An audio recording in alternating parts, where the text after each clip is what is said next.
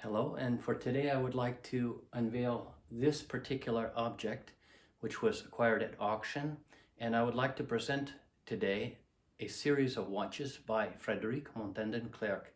And this was a watchmaker who was active between circa 1865, 1866 until the early 1890s, and he was located in Neuchâtel City.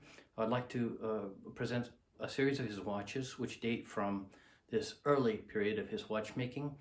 This would be from the mid-1860s till the late 1870s, and this object is the culmination of this presentation today. But I'd like to compare and contrast these pieces, as this maker is very poorly comprehended and not very well known, but I would like to document his pieces for posterity. So let us begin. So in today's presentation, I am discussing F. Montandon Locle signed pieces, and these are dating from circa the late 1860s to the late 1870s. Now, I don't expect that these two have gone over that period. However, the last object is very possibly on the border of 1880. So, and these pieces are to be ignored. These are Eugène Montandon. This is a totally different maker. And also, I would like to make a distinction. Now, this is a piece and a Bausch. Now, this Bausch is the Lepine 5 caliber, which is all of these watches do have the same caliber. This is a very standard caliber of Swiss watch during the 19th century. This was a workhorse. This is favored by many makers, but this piece is signed Fritz Montandon Locle. Now, Fritz Montandon and Frédéric Montandon are entirely two different individuals, and I did want to clarify that ahead of time, as these are different individuals. So let us begin. All of these pieces, as mentioned previously, do have a caliber 5 Lepine movement. These are all key-wind, key-set pieces, and this was predominant from the last quarter of the 19th century, more or less. Now, the earlier versions of Lepine existed in the 1830s, 40s, and 50s, 60s, etc. But after Lepine 4, we have this Lepine 5, and we are finding this from even the late 1850s. This is a real long-lasting, very reliable movement. I will be providing close-up pictures so that you can see. But one commonality shared by all of these pieces is that this watchmaker never signed the dial. That the dial was never signed, and it may have been that he did not offer portraits or any kind of decoration on the dials, but generally we find a lot of silver pocket watches, and these are all silver. And there's another interesting feature. Now, I would like to discuss the signings. Frédéric did tend to differentiate his signing, the manner in which he signed, and this may have been related to employing various different engravers. But for example, we find FIC, F-I-C, with the I-C underscored, Frédéric. This is a shortening of Frédéric.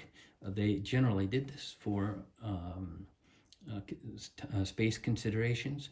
Now, all of these pieces are in the low 40 millimeter area. I have arranged these by size, and these tend to go between 40.5 millimeters all the way up to 43 millimeters diameter. So we do find FIC Montandon Locle, and this is Locle is the place designation.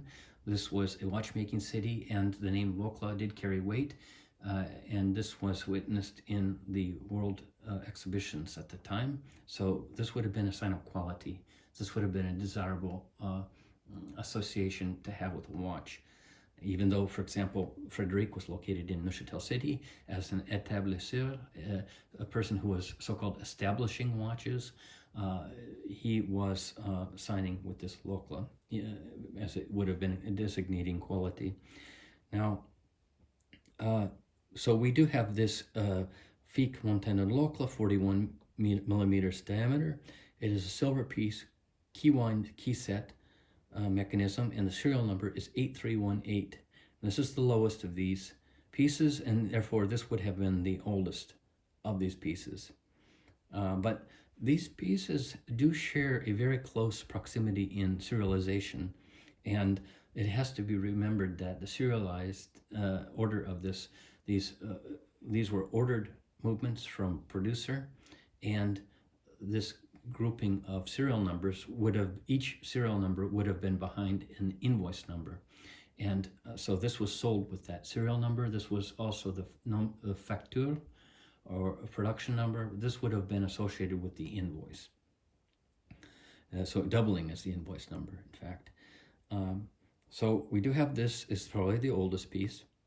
Now, the next piece is also Frédéric, but however not underscored. The IC is Frédéric.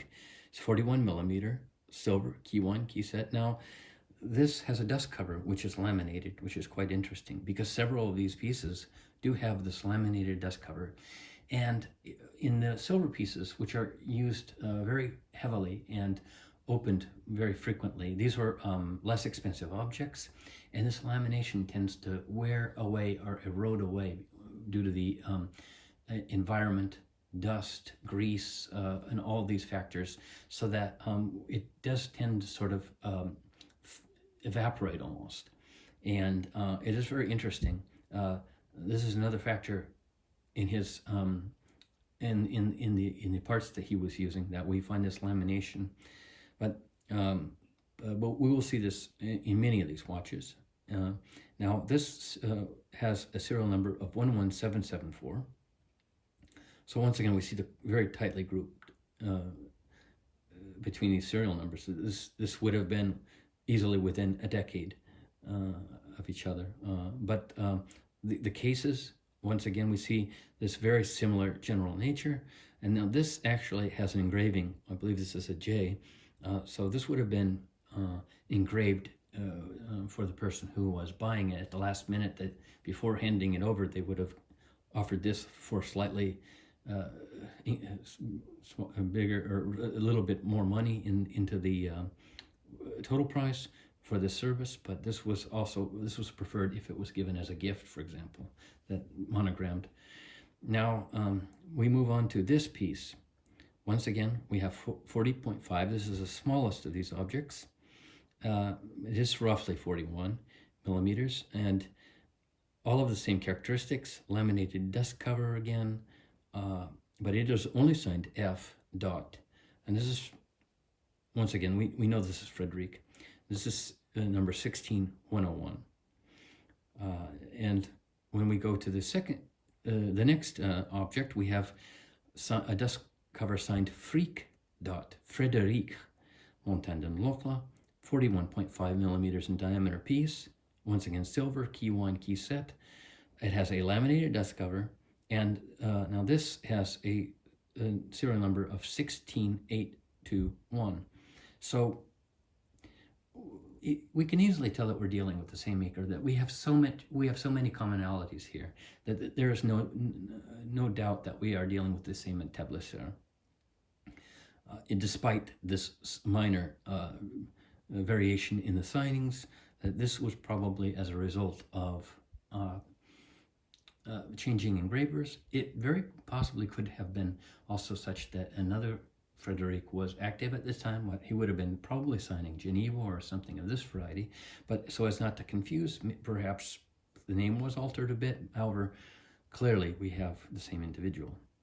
Now, this piece is very interesting. This is an earlier piece. It probably fits, well, clearly it fits, it's probably the second oldest piece in this grouping by serial number. We have 11309, but this is F. Montandon-Clerc. So once again, we have Frédéric Montandon, 42 millimeter diameter, silver key one, key set. It has a laminated dust cover, and it should be said, now this would have been a slightly more deluxe product because there are this laminations, and it almost appears that we have gemstones it does appear that there is a gemstone. Here's some of these gemstones would have fallen off, but this is a lady's watch. This was a fancy piece, and this would have been more expensive than these, which were very standard models for the wider classes for purchase. That they would have been able to afford these, but this would have been a gift for a lady. And this is very interesting, though. We do see a bit of this, what appears to be a gold, but this is silver piece. There, in cases, we do see that he was using bimetallic or various different metals in his various different watches, that something may have not have been 100% made of 18 karat gold. However, there would have been 18 karat gold incorporated in the watch in various places. And in fact, oftentimes if you look inside, we do see this has an 18 karat gold inside. So this is a bimetallic piece, and we're able to tell by the stamps, but clearly this appears to be probably gold laminate on the outside originally, but this is some sort of silver. Now, moving to the next piece in our list is this piece. Now, this is the highest serial number we have in the group. This is number 19191. Now, the case and the style of the pendant are different than all of these. This is, I believe this is called an Empire style case. Not exactly sure, not totally sure, but this is a very fine piece. And it is silver. And we do have a generally it follows the same stylistic designs on the case material and the actual engraving designs. But this is quite interesting. But we do have this F. Montandon-Clerc. This is a 42.5 millimeter piece, silver. It's key winding and key set. Naturally, this period were generally these types, especially the less expensive models. It has a laminated dust cover again, which is very fascinating. And if we peek at that, I can show. These can be rather difficult to open. Voila. We do see, and we can see that there are some fading, that it is sort of a yellowish, as if gold, but this would have been laminated, but it is fading. It is a very thin layer that time has not been friendly to. But this is the style he did these watches in. And now this watch, and I will be providing close-up shots of this. This is ibis or stork bronze, and this entire piece was sold together. But this has a very ornate, beautifully decorated. And this would have been a lady's watch, most definitely. This has the flowery patterns, and this has laminate on the outside. However, in the inside, it is 18 karat gold. So we do have this. It is 43 millimeters. This is signed, the dust cover, F. Montandon-Clerc. This is a 43 millimeter diameter. So we have this bimetallic, both 18 karat gold inside and silver. And once again, key wine and key set. And now I will provide the picture of the dust cover. However, the dust cover is in such immaculate condition, it is not clear, is this laminate or not, because it has not been regularly exposed to the elements or touched, handled. So this is a question, is this laminated or not? It may be not laminated, and the amount of 18 karat gold in this is probably quite low. However, the serial number on this piece is 14393. So that would make it right in the middle of this. This is approximately early 1870s. This piece. This is most likely from that period. But we do have this very interesting maker, this Frédéric Montandon-Clerc, and he was very interesting that his mother's brother, which would have been his uncle, was the fabricator of a very interesting and totally unique astronomical clock. And it had the ability, it had calendars, it had all the time zones of the world, all scores, dozens and dozens of cities around the world, and I can't remember how many cadran it had on it, but it had a huge amount of cadran, perhaps something on the order of 60 to 70 dials. And so at one point we do find articles in the Swiss press where Frédéric Montandon is selling his uncle's clock. I believe his uncle did have some sort of a bankruptcy.